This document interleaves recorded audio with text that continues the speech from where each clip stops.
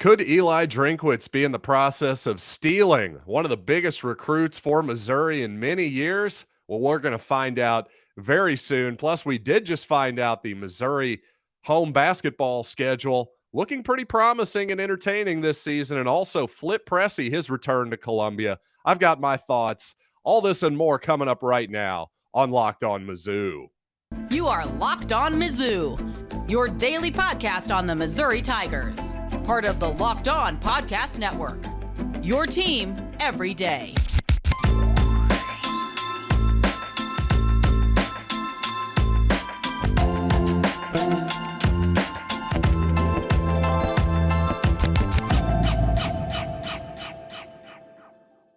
Hey, all you true sons and daughters. I'm John Miller, a 30-year season ticket holder, former Missourian sports columnist. I covered Chase Daniel's first start for the Tribune, and you know what? Since 2019, the football season, I've been the host of the Locked On Mizzou podcast. So I've kind of done it all in terms of sports in this area. So, hey, for all you newbies, that's your introduction. And for all you longtime listeners, thanks so much, as always. You guys are truly the ones who make this show possible. And you know what? We got some really exciting Missouri football news to lead with here, potentially.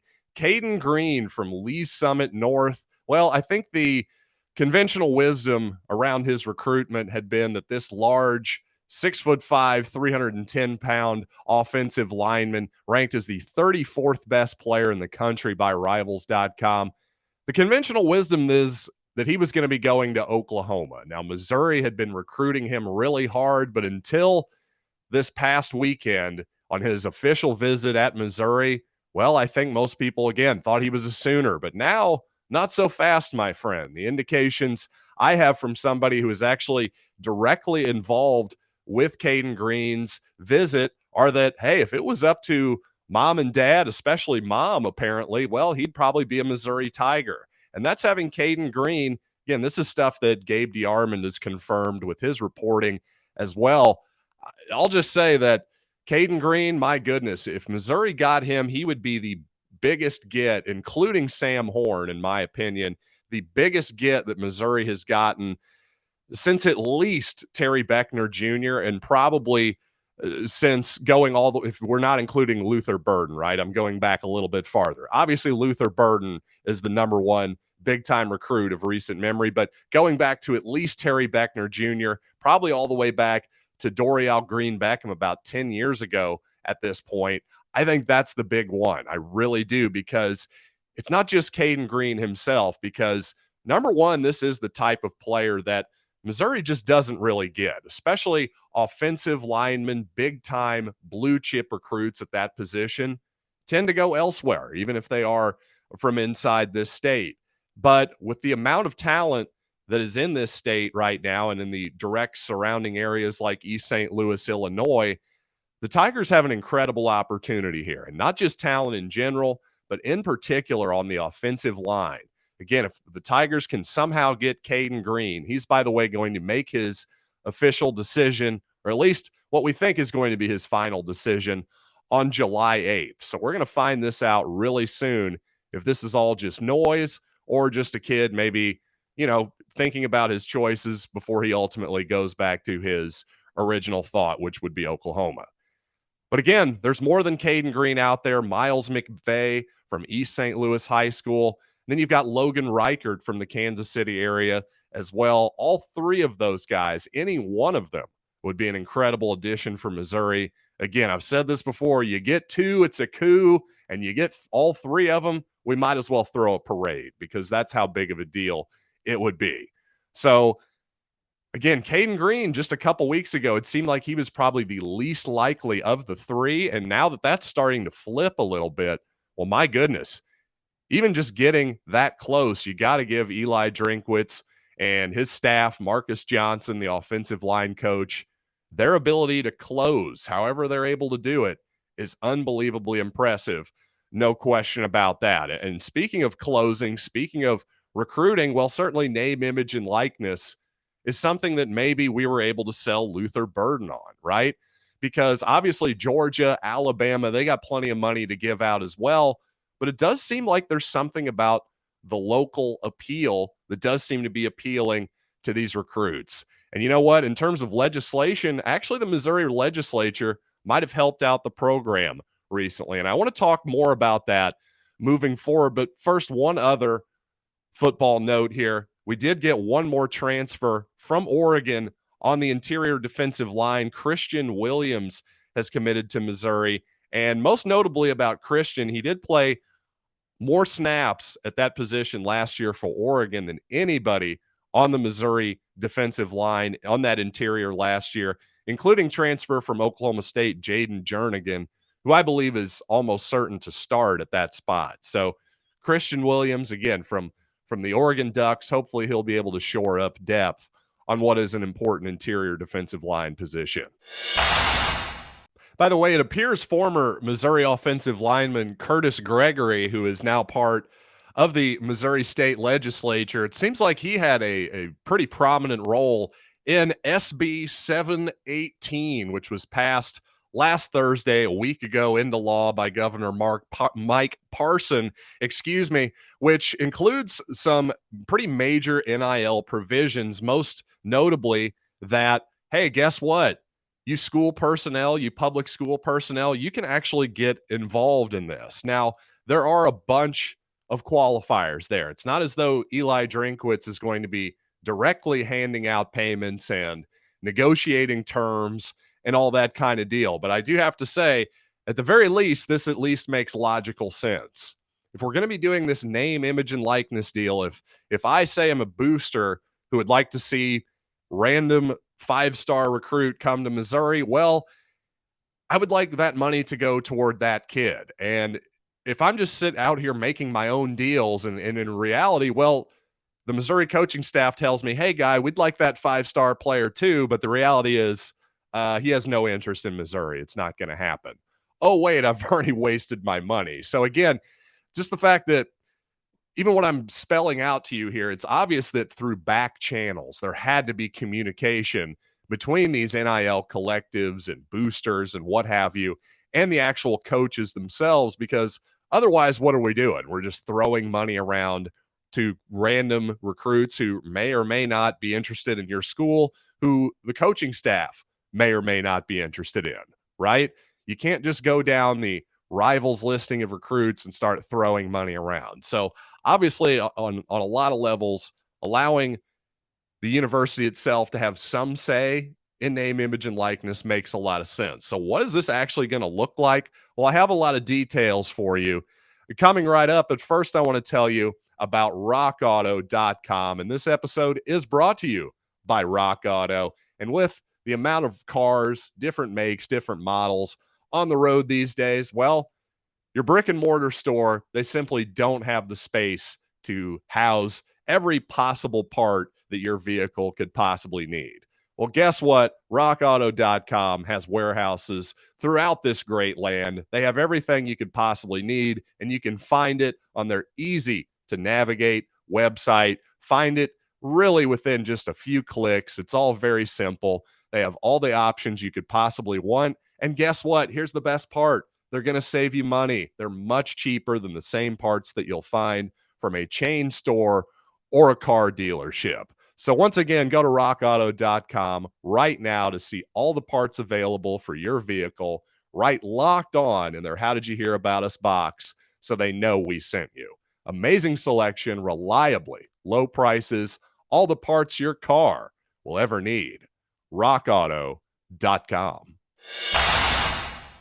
Now, you may have noticed Lawrence Bowers, former Missouri basketball forward, has been quietly hanging around the athletic program for a few weeks now. Well, it appears we've officially got a title for Lawrence Bowers, and we officially know that Missouri has its own name, image, and likeness collective, I guess, for lack of a better term at this point.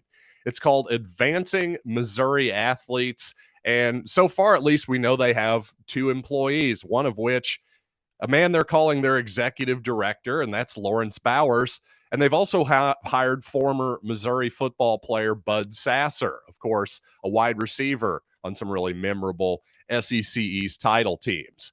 Well, essentially, this collective supposedly is going to pay those 2 guys' salary, other administrative costs, but otherwise, all the contributions that come in from the fans are going to go directly to Missouri athletes.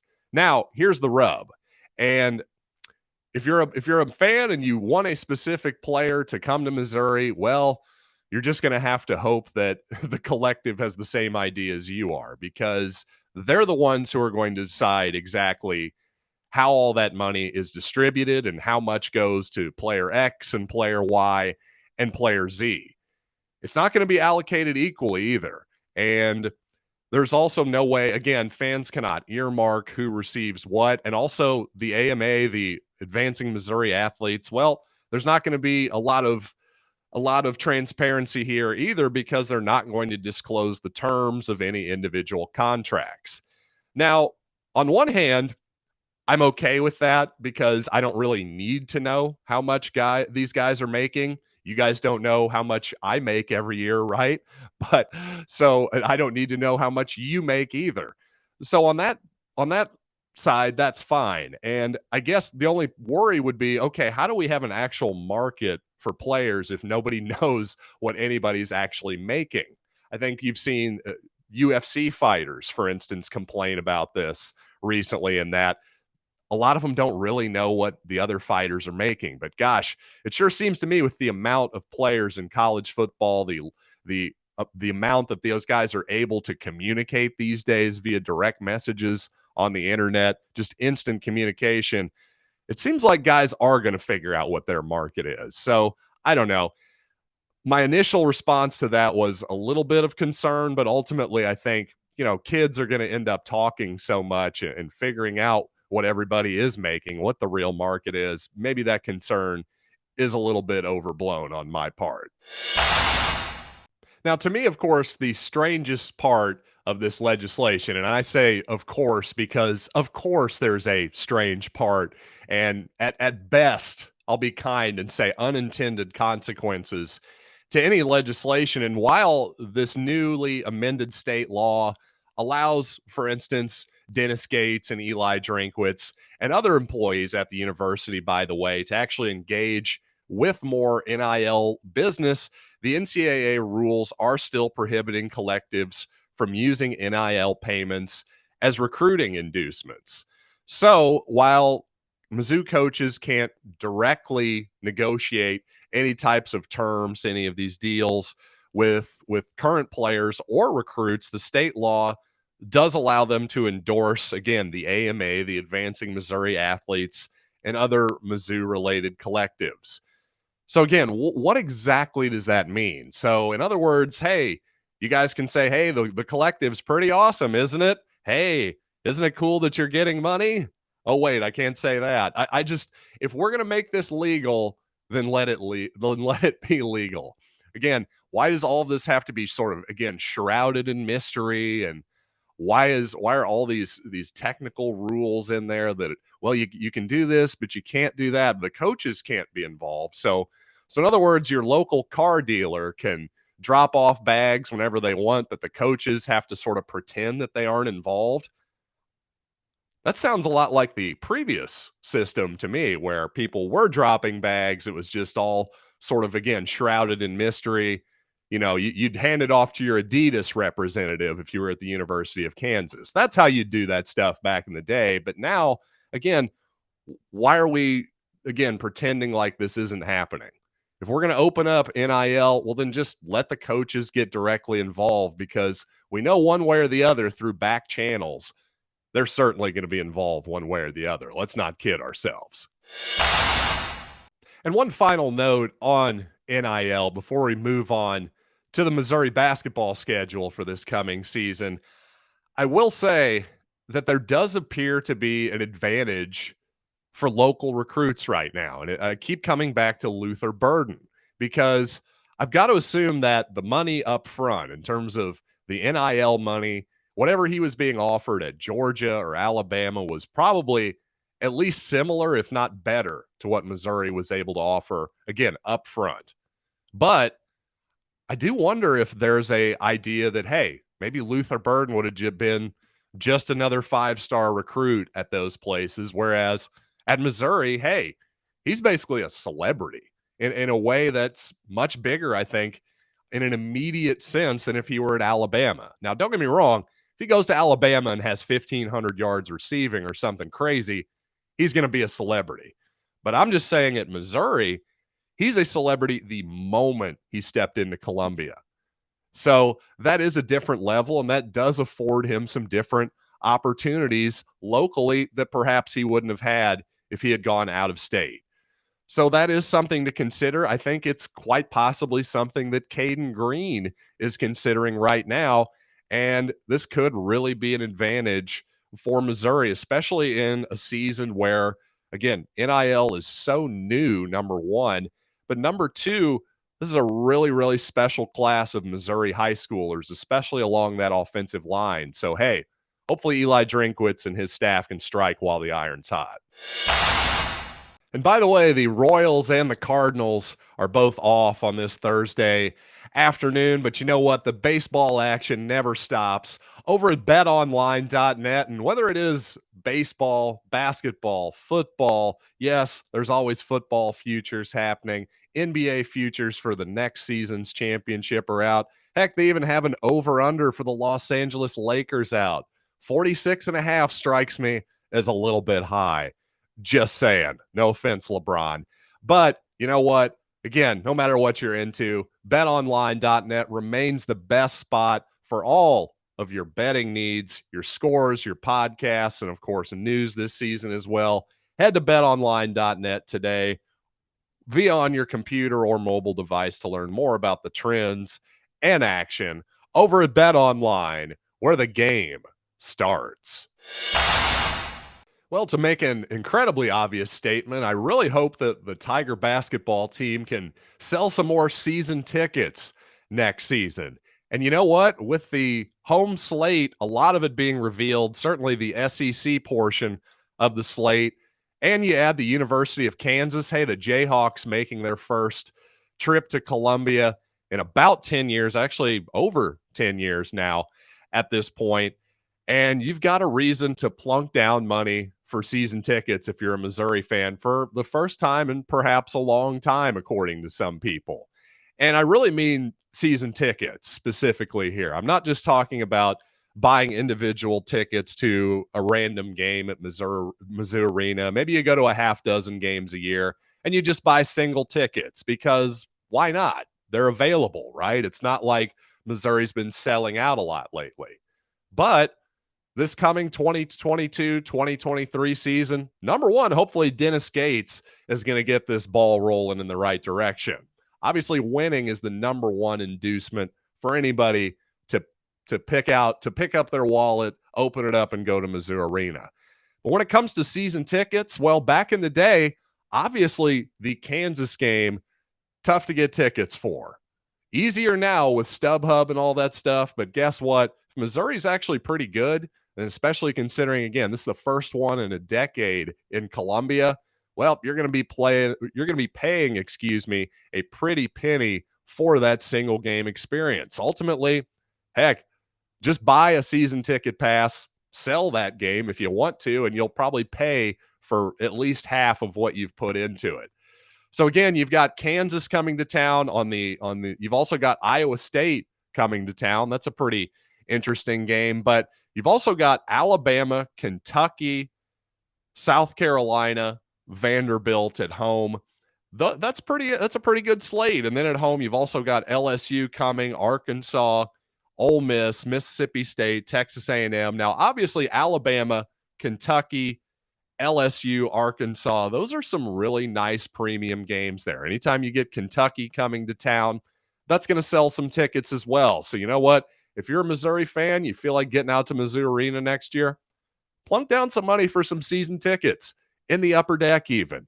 It'll be worth it. Those are good seats up there, I promise you, considering everything. And you know what? Plenty of times you're going to be able to move down a few levels. So you know what? Be bold. Secure your Kansas and Kentucky tickets now. Throw in Arkansas and Alabama too. Iowa State, LSU, Ole Miss, the whole deal. I think you'll be pretty satisfied. I had a good time as a season ticket holder last year, despite a pretty horrific basketball season on the court. So it can't get any worse than that. I would encourage you all to come on down. And finally, I'm sure all of you have heard this news by now, but I wanted to comment on former Missouri point guard Phil Pressey joining Dennis Gates' staff as a graduate assistant. Now, first of all, Phil Pressey, not just a point guard, arguably the best point guard in school history. Now, some might quibble with that a little bit, but hey, let's think about that. Who's truly a point guard? Number one, because some of the guys you might throw back out there at me, Melvin Booker perhaps, well, Melvin was a point guard, I'll give you that, but he was also more of a combo guard in some ways. So we're really quibbling. We're really quibbling here with positions. That's not the point. The point is that Phil Pressey was an excellent, excellent player from Missouri. And in particular, his passing ability, obviously he's the all-time Missouri assist leader, I think by a pretty good amount, by the way, in terms of totals.